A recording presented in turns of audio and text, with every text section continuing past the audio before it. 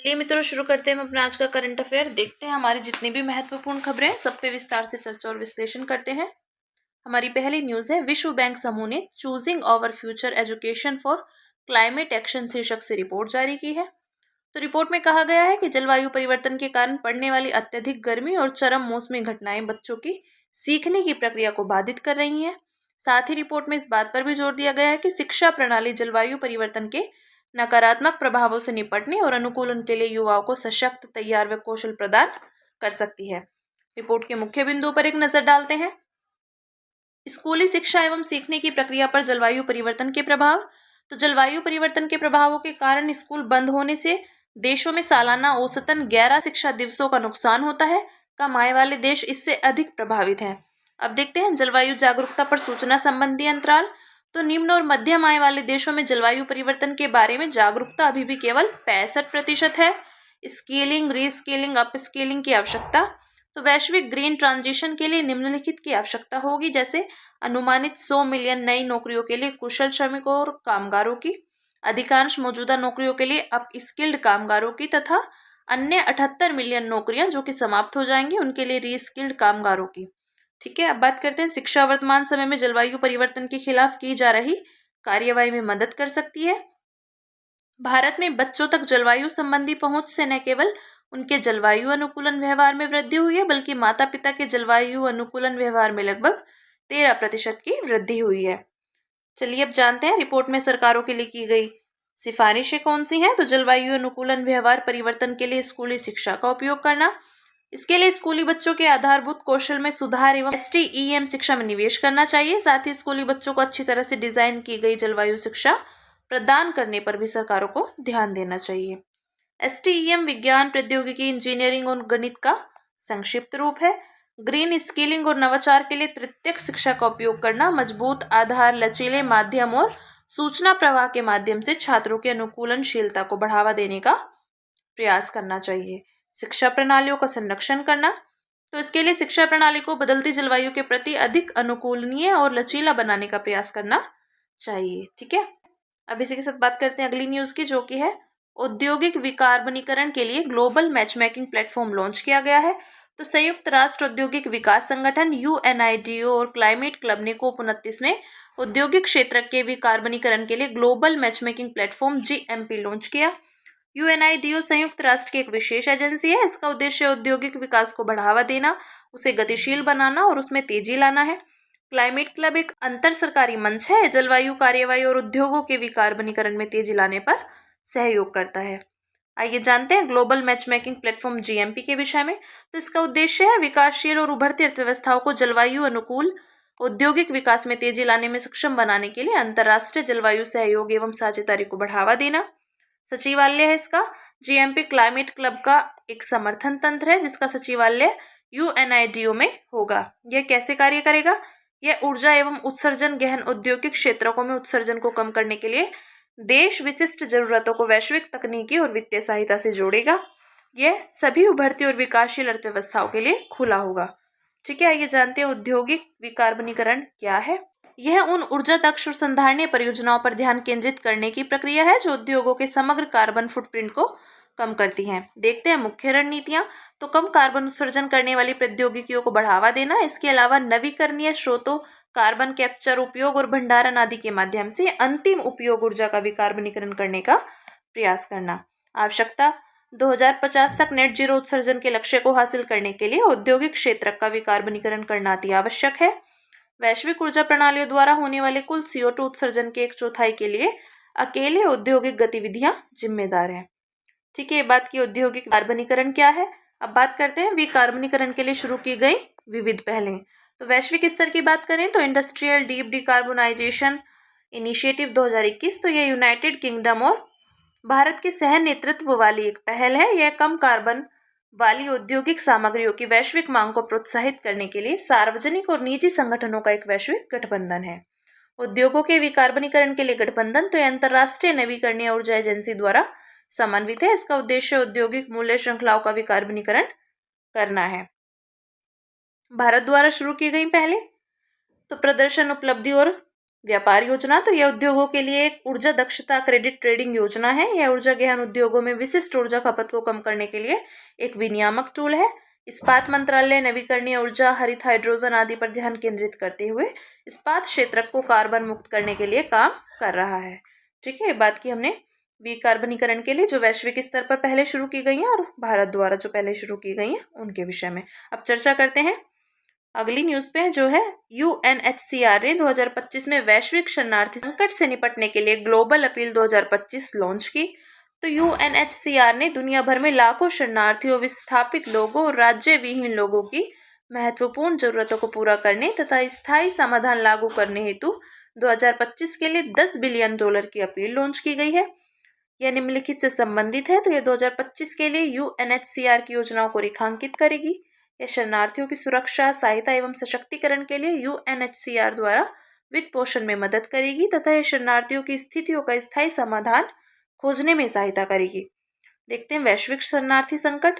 तो शरणार्थी वह व्यक्ति होता है जो उत्पीड़न, युद्ध, संघर्ष या हिंसा के कारण अपने देश से पलायन के लिए मजबूर हुआ है या किया गया है और वह सुरक्षा की तलाश में अंतर्राष्ट्रीय सीमा पार कर गया है। UNHCR की ग्लोबल ट्रेंड्स रिपोर्ट 2023 के अनुसार दुनिया भर में 117.3 मिलियन लोग जबरन विस्थापित है। इनमें 40% बच्चे हैं। ठीक है, कारण देखते हैं। तो संघर्ष और हिंसा जैसे सीरिया में, उत्पीड़न जैसे म्यांमार में और जलवायु परिवर्तन प्रभाव आदि। चुनौतियां कौन सी हैं इनके समक्ष देखते हैं। शरणार्थियों द्वारा सामना की जाने वाली चुनौतियां, तो भोजन, आश्रय जैसी बुनियादी आवश्यकताओं का अभाव, मुख्यधारा के समाज द्वारा भेदभाव और बहिष्कार, तस्करी के प्रति सुभेद्य आदि। मेजबान द्वारा सामना की जाने वाली चुनौतियां, जनसंख्या में अचानक वृद्धि, स्वास्थ्य सेवा जैसे स्थानीय संसाधनों पर दबाव, बेरोजगारी और सामाजिक तनाव में वृद्धि आदि। जानते हैं शरणार्थी संकट के समाधान हेतु शुरू की गई पहले कौन सी हैं। तो ग्लोबल कॉम्पैक्ट ऑन रिफ्यूजी 2018, यह शरणार्थियों और उनके मेजबान देशों की मदद के लिए फ्रेमवर्क प्रदान करता है। ग्लोबल रिफ्यूजी फोरम, तो यह शरणार्थियों और उनके मेजबान समुदायों के लिए सामने आने वाली चुनौतियों पर चर्चा करने तथा उनका समाधान खोजने के लिए हर साल 4 साल में आयोजित किया जाता है। संयुक्त राष्ट्र राहत एवं कार्य एजेंसी से फिलिस्तीनी शरणार्थियों को सहायता और सुरक्षा प्रदान करने के लिए 1949 में स्थापित किया गया था। जानते हैं संयुक्त राष्ट्र शरणार्थी उच्चायुक्त, United Nations high commissioner for refugees UNHCR के विषय में। मुख्यालय इसका जिनेवा, स्विट्जरलैंड में। उत्पत्ति 1950 में संयुक्त राष्ट्र महासभा द्वारा स्थापित है। उद्देश्य है इसका संघर्ष और उत्पीड़न के कारण अपने घरों को छोड़ने को मजबूर लोगों के अधिकारों की रक्षा करना तथा उनके बेहतर भविष्य का निर्माण करना। UNHCR 136 देशों में कार्य कर रहा है। इसकी उपलब्धि की बात करें तो इसे 1954 और 1981 में नोबेल शांति पुरस्कार मिला था। ये बात की हमने UNHCR के विषय में। अब बात करते हैं संयुक्त राष्ट्र महासभा UNGA ने मानवता के खिलाफ अपराधों पर संधि पर वार्ता का मार्ग प्रशस्त करने वाला संकल्प अपनाया। हाल ही में UNGA की 6ठी समिति ने मानवता के खिलाफ अपराधों की रोकथाम और दंड पर संयुक्त राष्ट्र प्लेनिपोटेंटियरीज सम्मेलन को मंजूरी दी। तो UNGA की 6ठी समिति संयुक्त राष्ट्र महासभा में कानूनी प्रश्नों पर विचार करने वाला प्राथमिक मंच है। मानवता के खिलाफ अपराध को रोम संविधि में परिभाषित किया गया है। इसके अनुसार किसी देश या संगठन की नीति के रूप में किसी नागरिक आबादी के खिलाफ व्यापक या व्यवस्थित हमला मानवता के खिलाफ अपराध है। इसमें हत्या, बलात्कार, यातना, रंगभेद, निर्वासन और उत्पीड़न जैसे विशिष्ट आपराधिक कृत्य शामिल हैं। अब जानते हैं मानवता के खिलाफ अपराधों पर संधि की आवश्यकता क्यों है। तो किसी विशिष्ट अंतर्राष्ट्रीय संधि का अभाव, तो मानवता पर मौजूदा अंतर्राष्ट्रीय कानूनों में गैर सशस्त्र संघर्ष के दौरान किए जा सकने वाले संभावित अपराधों का पर्याप्त रूप से उल्लेख नहीं किया गया है। जैसे कि युद्ध के दौरान नियमों पर जिनेवा कन्वेंशन में इस तरह के अपराधों का स्पष्ट वर्णन नहीं है। देशों के लिए व्यापक फ्रेमवर्क प्रदान करना, तो कोई विशिष्ट संधि मानवता के खिलाफ अपराधों के पीड़ितों को न्याय प्राप्त करने के लिए नया मार्ग प्रदान करेगी। साथ ही देशों को ऐसे अपराधों को अपने राष्ट्रीय कानूनों में शामिल करने के लिए एक फ्रेमवर्क भी प्रदान करेगी। देखते हैं वैश्विक सहयोग के लिए आवश्यक, तो यह संधि पारस्परिक कानूनी सहायता जैसी व्यवस्थाओं के माध्यम से अन्य देशों के साथ सहयोग को भी बढ़ावा देगी। बात करते हैं मानवता के खिलाफ अपराधों को रोकने के लिए मौजूदा तंत्र। तो मानवता पर अंतर्राष्ट्रीय कानून, 4 जिनेवा कन्वेंशंस 1949, जैविक हथियार कन्वेंशन 1972, रासायनिक हथियार कन्वेंशन 1993 और अंतर्राष्ट्रीय आपराधिक न्यायालय की स्थापना के लिए रोम संविधि 1998 आदि। मानवता पर भारत में कानूनी फ्रेमवर्क, तो संविधान के अनुच्छेद 51 राज्य को अंतर्राष्ट्रीय शांति और सुरक्षा को बढ़ावा देने तथा अंतर्राष्ट्रीय कानून एवं संधि के दायित्वों के प्रति सम्मान को बढ़ावा देने का निर्देश देता है। ठीक है, अब देखते हैं अगली न्यूज है यूएनएफसीसीसी का COP29 सम्मेलन बाको क्लाइमेट यूनिटी पैक्ट के साथ संपन्न हुआ। तो इस पैक्ट में विविध महत्वपूर्ण जलवायु लक्ष्य और योजनाओं को शामिल किया गया है। उदाहरण के लिए जलवायु वित्त पर नया सामूहिक परिमाणित लक्ष्य, अनुकूलन पर वैश्विक लक्ष्य और शर्म अल शेख शमन महत्वाकांक्षा एवं कार्यान्वयन कार्यक्रम आदि। पैक्ट के मुख्य बिंदुओं पर एक नजर डालते हैं। तो जलवायु वित्त पर NCQG, तो इसका उद्देश्य देशों को जलवायु आपदाओं के खिलाफ अपने नागरिकों और अर्थव्यवस्थाओं की रक्षा करने तथा स्वच्छ ऊर्जा उत्पादन के लाभों को साझा करने में मदद करने के लिए एक नया वित्त लक्ष्य प्रदान करना है। अनुकूलन पर वैश्विक लक्ष्य, तो बाको अनुकूलन रोडमैप, इसका उद्देश्य पेरिस समझौते के अनुच्छेद 7 के अनुरूप अनुकूलन संबंधी कार्यवाही के कार्यान्वयन को आगे बढ़ाना है। अनुच्छेद 7 पैराग्राफ 1 यह सतत विकास में योगदान देने की दृष्टि से अनुकूली क्षमता बढ़ाने के लिए अनुकूलन पर वैश्विक लक्ष्य स्थापित करता है। वृद्धिशील और परिवर्तनकारी दोनों अनुकूलन दृष्टिकोणों को मान्यता देना, यह लोगों के कल्याण की रक्षा और वैश्विक जलवायु लचीलेपन के लिए UAE फ्रेमवर्क को लागू करता है। शर्म अल शेख शमन महत्वाकांक्षा और कार्यान्वयन कार्यक्रम, तो कोई वन साइज फिट्स ऑल दृष्टिकोण नहीं, ऐसा राष्ट्रीय और स्थानीय परिस्थितियों की विविधता के कारण किया गया है। सहयोग, शमन कार्यों पर शहरों, राष्ट्रीय प्राधिकारियों, स्थानीय समुदायों और राष्ट्रीय सरकारों के बीच आपस में सहयोग किया जाएगा। एक डिजिटल प्लेटफॉर्म के निर्माण पर चर्चा, तो सम्मेलन में शमन कार्यों के कार्यान्वयन को सुविधाजनक बनाने पर भी चर्चा की गई है। ठीक है, अब बात करते हैं, अगली न्यूज है हमारी UNFCCC COP29 ने जलवायु वित्त पर नए सामूहिक परिमाणित लक्ष्य यानी न्यू कलेक्टिव क्वांटिफाइड गोल NCQG को अपनाया। NCQG के तहत देशों को जलवायु आपदाओं से अपने लोगों को और अर्थव्यवस्थाओं की रक्षा करने में मदद करने के लिए वित्त पोषण का नया लक्ष्य निर्धारित किया गया है। साथ ही यह देशों को स्वच्छ ऊर्जा के क्षेत्र में मिली सफलता के लाभों को साझा करने में मदद करने का प्रावधान भी करता है। गौरतलब है कि NCQG पेरिस जलवायु परिवर्तन समझौते का एक प्रमुख प्रावधान भी है।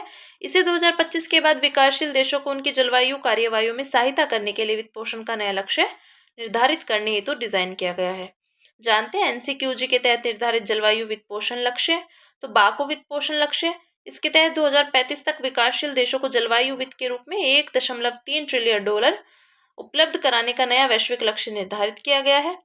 विकासशील देशों को ट्रिपल फाइनेंस, इसमें विकसित देशों द्वारा 2035 तक विकासशील देशों के लिए कम से कम $300 बिलियन प्रति वर्ष जुटाने का लक्ष्य निर्धारित किया गया है। गौरतलब है कि 2009 में UNFCCC के पक्षकारों ने 2020 तक सालाना $100 बिलियन जुटाने का फैसला किया था। बाद में इस लक्ष्य को 2025 तक बढ़ा दिया गया है। भारत का रुख देखते हैं, तो भारत ने COP29 सम्मेलन के दौरान जलवायु वित्त पर NCQG समझौते को अस्वीकार कर दिया। इसके लिए भारत ने निम्नलिखित तर्क दिए हैं। वित्त पोषण पर्याप्त नहीं है। NCQG के तहत 2035 तक सालाना $300 बिलियन जुटाने का लक्ष्य रखा गया है। भारत के अनुसार यह राशि बहुत कम है और इसे प्राप्त करने के लिए भी विकसित देशों को 2035 तक का लंबा समय दिया गया है। निर्णय लेने में सभी पक्षकारों के सुझाव पर विचार नहीं किया गया है। इस तरह यह नया वित्त पोषण लक्ष्य ग्लोबल साउथ के देशों की प्राथमिकताओं को शामिल नहीं करता है। NCQG को अस्वीकार करने के भारत के पक्ष का नाइजीरिया और मलावी जैसे देशों ने भी समर्थन किया है। ठीक है, बात की NCQG के संदर्भ में भारत का रुख। अब बात करते हैं अन्य सुर्खियों की, जिसमें हमारी पहली न्यूज है राष्ट्रीय सहकारी विकास निगम यानी NCDC। तो राष्ट्रीय सहकारी विकास निगम की 91वीं आम परिषद की बैठक दिल्ली में आयोजित की गई। इसके विषय में देखते हैं, तो इसकी स्थापना 1963 में संसद के एक अधिनियम द्वारा सांविधिक कॉरपोरेशन के रूप में की गई थी। यह केंद्रीय सहकारिता मंत्रालय के अधीन कार्य करता है।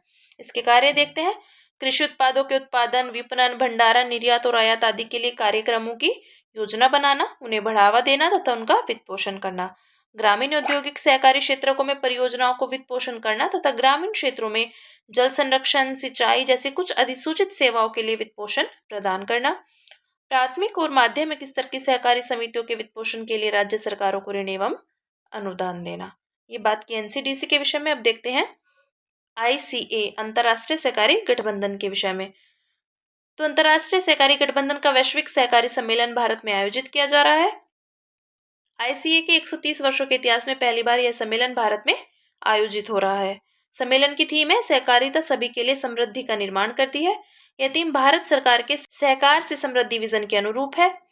इसके विषय में देखते हैं तो इसकी स्थापना 1895 में लंदन में स्थापित किया गया था इसे। ये वैश्विक संगठन दुनिया भर में सहकारी समितियों को एकजुट करने के अलावा उनका प्रतिनिधित्व भी करता है तथा उन्हें सेवा भी प्रदान करता है। 105 देशों के 306 सदस्य संगठन है इसके। यह सहकारी आंदोलन के लिए सर्वोच्च संगठन के रूप में कार्य करता है। यह सहयोग, ज्ञान के आदान प्रदान और समन्वित कार्यवाही के लिए एक वैश्विक प्लेटफॉर्म प्रदान करता है। ठीक है, अब बात करते हैं आसियान भारत वस्तु व्यापार समझौता। ठीक है, तो हाल ही में आसियान भारत वस्तु व्यापार समझौते की संयुक्त समिति की 6ठी बैठक नई दिल्ली में आयोजित की गई। इसके विषय में देखते हैं तो इस समझौते पर अगस्त 2009 में हस्ताक्षर किए गए थे। यह समझौता 1 जनवरी 2010 को लागू हुआ था। इसके लागू होने से दक्षिण और दक्षिण पूर्व एशिया में विश्व के एक बड़े मुक्त व्यापार क्षेत्र के निर्माण का मार्ग प्रशस्त हुआ। आसियान के सभी सदस्य देश और भारत इसका सदस्य है। आसियान के सदस्य कौन कौन से हैं? ब्रुनई, कंबोडिया, इंडोनेशिया, लाओ, PDR, Malaysia, Myanmar, Philippines, Singapore, Thailand और वियतनाम। महत्व है इसका, एक संगठन के रूप में आसियान भारत के प्रमुख व्यापार भागीदारों में से एक है। भारत के वैश्विक व्यापार में आसियान के लगभग 11% हिस्सेदारी है। देखते हैं क्वांटम टनलिंग के विषय में। तो हाल ही में वैज्ञानिकों ने ऑप्टिकल ट्वीजर्स का उपयोग करते हुए क्वांटम टनलिंग के माध्यम से परमाणुओं को एक स्थान से दूसरे स्थान पर नियंत्रित तरीके से स्थानांतरित करने में सफलता हासिल की। ऑप्टिकल ट्वीजर्स को लेजर ट्रैप के रूप में भी जाना जाता है। ये एक उन्नत उपकरण है जो केंद्रित लेजर बीम का सूक्ष्म ऑब्जेक्ट्स जैसे कोशिकाओं को ट्रैप करने और उनमें हेरफेर करने के लिए उपयोग करता है। क्वांटम टनलिंग के विषय में देखते हैं तो क्वांटम टनलिंग क्वांटम यांत्रिकी में एक विशिष्ट परिघटना है जिसमें एक कण संभावित ऊर्जा अवरोध को पार कर सकता है, भले ही उसकी गतिज ऊर्जा उस अवरोध को पार करने के लिए अपर्याप्त हो। यह परिघटना क्वांटम स्तर पर कणों की तरंग जैसी प्रकृति के कारण संभव होती है। जानते हैं व्यापार और आर्थिक भागीदारी समझौता TEPA। तो हाल ही में भारत के वाणिज्य सचिव ने भारत तथा यूरोपीय मुक्त व्यापार संघ EFTA के बीच व्यापार और आर्थिक भागीदारी समझौता के कार्यान्वयन के लिए नॉर्वे की यात्रा की। EFTA के विषय में देखते हैं तो इसकी स्थापना 1960 में की गई थी। यह आइसलैंड, लिक्टेनस्टीन, नॉर्वे, स्विट्जरलैंड का एक अंतर सरकारी संगठन है। यह सदस्य देशों के बीच मुक्त व्यापार और आर्थिक एकीकरण को बढ़ावा देता है। भारत EFTA के मध्य TEPA के विषय में तो इस पर मार्च 2024 में हस्ताक्षर किए गए थे। इसका उद्देश्य अगले 15 वर्षों में भारत में $100 बिलियन अमेरिकी डॉलर का प्रत्यक्ष विदेशी निवेश करना और प्रत्यक्ष रोजगार के 1 मिलियन अवसर पैदा करना है। समझौते में वस्तुओं से संबंधित बाजार पहुंच, रूल ऑफ ओरिजिन, व्यापार सुविधा, व्यापार उपाय, सैनिटरी और फाइटो सैनिटरी उपाय, व्यापार में तकनीकी बाधाएं, सेवाओं के मामले में बाजार पहुंच, बौद्धिक संपदा अधिकार आदि पर जोर दिया गया है। ये बात की TEPA के विषय में। अब जानते हैं बालबेक और टायर के विषय में। तो लेबनान में मौजूद यूनेस्को सांस्कृतिक विरासत स्थल बालबेक, टायर और अंजार बार बार होने वाले हमलों में खतरे में पड़ रहे हैं। इसके विषय में देखते हैं तो बालबेक की बात करें तो बालबेक अपनी भव्य संरचनाओं के साथ साथ सर्वोत्कृष्ट शाही रोमन स्थापत्य कला के बेहतरीन नमूनों में से एक है।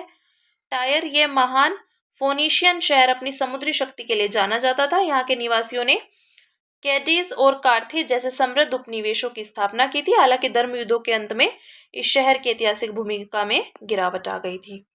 एक किंवदंती के अनुसार बैंगनी रंग की खोज टायर शहर में हुई थी। अंजार, तो अंजार शहर की स्थापना 8वीं सदी की शुरुआत में खलीफा वालिद प्रथम ने की थी। अंजार का नियमित लेआउट और उसकी संरचनाएं उम्मयद काल की स्थापत्य कला को उजागर करती है। अंजार अपने खंडरों के माध्यम से उस काल की समृद्धि, शासन व्यवस्था और सांस्कृतिक आदान प्रदान का प्रदर्शन करता है। यह उम्मयद काल के दौरान नगर नियोजन का बेहतरीन उदाहरण है। ठीक है, अब बात करते हैं दिव्यांगजनों के लिए पदों की पहचान हेतु दिशा निर्देश। तो केंद्र सरकार ने दिव्यांगजन अधिकार अधिनियम 2016 के अनुरूप दिव्यांगजनों से भरे जाने वाले पदों की पहचान के लिए दिशा निर्देश जारी किए। इसका उद्देश्य दिव्यांगजनों के नियोजन में समावेशिता, निष्पक्षता और एकरूपता सुनिश्चित करना है। रिपोर्ट के मुख्य बिंदुओं पर एक नजर डालते हैं तो पदों की पहचान, न्यूनतम 40% दिव्यांगता वाले व्यक्तियों के लिए उपयुक्त पदों की समय समय पर समीक्षा और पहचान अनिवार्य है। पदोन्नति हेतु पदों को आरक्षित करना, यदि कोई पद दिव्यांगजनों के लिए उपयुक्त माना जाता है तो उससे जुड़े सभी पदोन्नति वाले पद भी दिव्यांगजनों के लिए आरक्षित रहेंगे। समितियों का गठन, तो मंत्रालय और विभाग सभी पदों का आकलन करके दिव्यांगजनों के लिए उपयुक्त पदों की पहचान हेतु समितियों का गठन करेंगे। बात करते हैं प्रोजेक्ट वीरगाथा के विषय में। तो प्रोजेक्ट वीरगाथा 4.0 में सभी राज्यों व केंद्र शासित प्रदेशों के 1.76 करोड़ से अधिक स्कूली छात्रों ने भाग लिया। के विषय में देखते हैं। यह रक्षा मंत्रालय और शिक्षा मंत्रालय की एक संयुक्त पहल है। इसे 2021 से आयोजित किया जा रहा है। इसका उद्देश्य स्कूली छात्रों के अंदर देशभक्ति की भावना पैदा करना है। इसके लिए छात्रों को वीरता पुरस्कार जीतने वाले वीर पुरुषों की वीरता, निस्वार्थ बलिदान और साहस की प्रेरक कहानियां तथा जीवन की गाथा सुनाई जाती है। दायरे की बात करें तो यह प्रोजेक्ट सभी राज्यों और केंद्र शासित प्रदेशों के सभी स्कूलों के साथ साथ सीबीएसई से संबंध सभी स्कूलों के लिए भी खुला है। ठीक है, तो ये बात की प्रोजेक्ट वीरगाथा के विषय में हम बात करते हैं। सुर्खियों में रहा व्यक्तित्व है हमारा राजराज चोल। तो तमिलनाडु के तंजावुर में साध्या विडा के दौरान प्रसिद्ध चोल सम्राट राजराज चोल की जयंती मनाई गई। साध्या विडा उत्सव तमिल माह ऐपसी में मनाया जाता है। यह उत्सव बृहदेश्वर मंदिर में अक्टूबर के मध्य से नवंबर तक के मध्य तक चलता है। राजराज चोल के विषय में देखते हैं तो अरुमोलीवर्मन के शासनकाल के दौरान चोल शक्ति अपने चरम पर थी। अरुमोलीवर्मन ने राजराज प्रथम की उपाधि धारण की थी। कंडालूर सलाई के नौसैनिक युद्ध में राजराज ने चेर शासक भास्कर रविवर्मन को पराजित किया था। उसने श्रीलंका पर भी आक्रमण किया था तथा उसके उत्तरी भाग पर कब्जा कर लिया था। इसके अलावा राजराज ने मालदीव पर भी विजय प्राप्त की थी। उसने 1010 ईस्वी में तंजौर में प्रसिद्ध राजराजेश्वर और बृहदेश्वर मंदिर का निर्माण पूरा कराया था। ठीक है, बात की राजराज चोल के विषय में। तो हमारी आज की जितनी भी महत्वपूर्ण खबरें थी हमने सब पे विस्तार से चर्चा और विश्लेषण किया है। अब इसी के साथ मिलते हैं कल अपनी नई खबरों के साथ।